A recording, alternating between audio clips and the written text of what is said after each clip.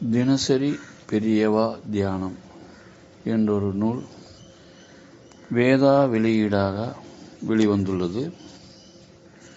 தினமுமே மகா பெரியவாளின் அருள்வாக்கினை படிக்கும் விதமாக அமைந்துள்ளது.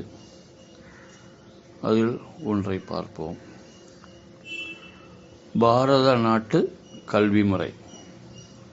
நம் பாரத நாட்டின் தொன்மையான கல்வியின் முதல் நோக்கம் மன அமைதியை அடைவதே ஆகும்.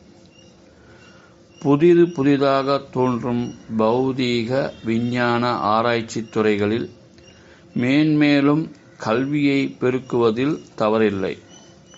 ஆனால் அதன் பயனை தர்ம மார்க்கத்தில் மட்டுமே உதவுமாறு செய்தால்தான் நாடும் மக்களும் உயர்வான அமைதி நிலையை அடைய முடியும்.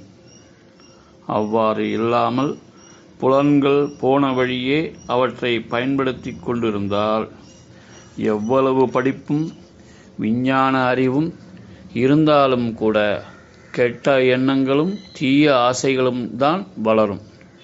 இதன் விளைவாக இன்னல்களும் துன்பங்களும் பெருகும்.